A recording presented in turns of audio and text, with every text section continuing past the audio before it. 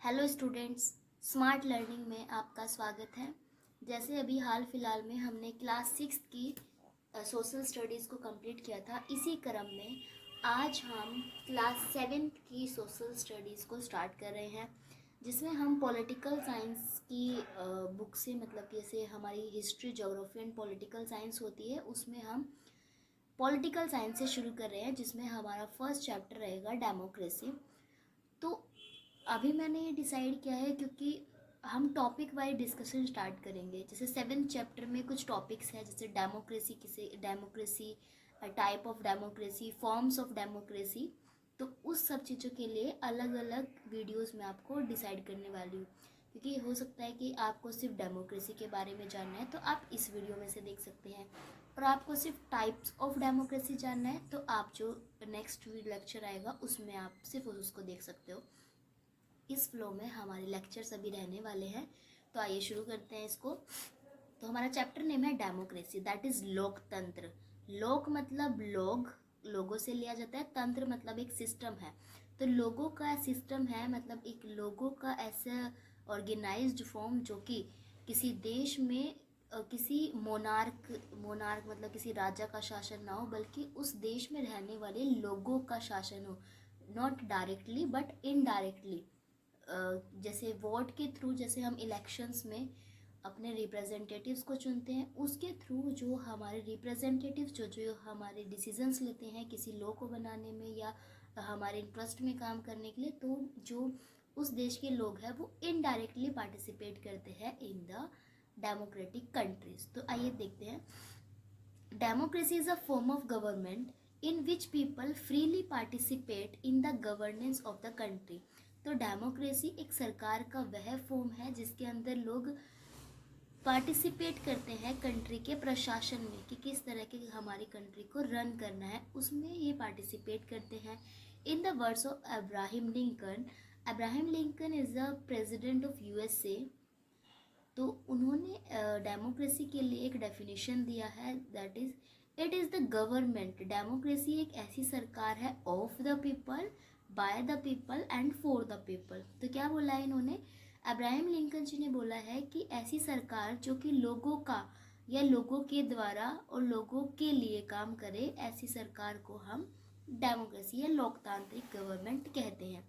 तो इसी में हम आज देखने वाले हैं कि हिस्ट्री ऑफ द डेमोक्रेसी रही क्या है, कहाँ से शुरुआत होती है डेमोक्रेसी की, कहाँ से लोगों ने इस फॉर्म में, क्योंकि इससे पहले तो मोनार्की, डिक्टेटरशिप में आप हिटलर का नाम आपने सुना होगा जर्मनी में, या फिर मोनार्क में, जैसे आज भी यूके में तो मोनार्क सिस्टम थोड़ा फॉलो किया जाता है, साथ साथ डेमोक्रेसी भी है वहाँ पर। तो देखिए, हिस्ट्री ऑफ डेमोक्रेसी क्या कहती है, democracy has its origin in ancient Greece and the विजी रिपब्लिक। तो जो ग्रीस कंट्री है और वज्जी रिपब्लिक, जो हमारा एक, जैसे हमारे महासंघ आते हैं जब हम एंशियंट हिस्ट्री पढ़ते हैं, तो उसमें जो वज्जी है जो कि आज के बिहार वैशाली में पड़ता है, वहाँ से डेमोक्रेसी का जो ओरिजिन है वो हमें देखने को मिलता है।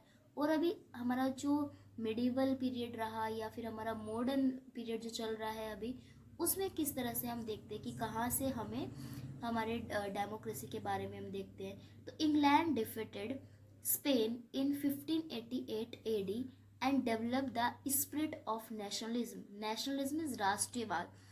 तो इंग्लैंड ने स्पेन को हराया था 1588 में, जिसमें उसने फिर इंग्लैंड ने जीतने के बाद किस तरह की स्पिरिट, किस तरह का उत्साह अपने देश के लोगों में बढ़ा, नेशनलिज्म, राष्ट्रवाद का उत्साह, या एक बोलो कि करेज उसने अपने देश के लोगों के अंदर डाला है। द ब्रिटिश पार्लियामेंट, जब भी नेशनलिज्म का एक थॉट लोगों के मन में आ जाता है, उसके बाद ब्रिटिश पार्लियामेंट ने उसी को एक गो थ्रू या उसको ही पुश देने के लिए ब्रिटिश पार्लियामेंट ने कुछ एक्ट पास किए या कुछ लॉज लेके आए, जैसे कि बिल ऑफ राइट्स, अधिकारों के लिए एक विधेयक लेके आए 1689 में। इसी तरह से hobbies corpus act 1679। Hobbies corpus क्या होता है, हबिस कॉर्पस को बोलते हैं बंदी प्रत्यक्षीकरण। बंदी प्रत्यक्षीकरण क्या होता है कि आप किसी भी व्यक्ति को बिना उसके गुनाह के हिरासत में नहीं ले सकते हैं। और या फिर इसका एक्ट के थ्रू और क्या हो सकता है कि आप 24 घंटे के अंदर जो हमें कोर्ट में पेश करना होता है किसी भी व्यक्ति को गिरफ्तार करने के बाद, अगर उसमें नहीं पेश किया जाता है तो भी इसके एक्ट का उल्लंघन होता है। तो बंदी प्रत्यक्षीकरण क्या होता है, हबिस कॉर्पस क्या होता है कि आप किसी भी व्यक्ति को बिना कानूनी दायरे के हिरासत में नहीं ले सकते हैं।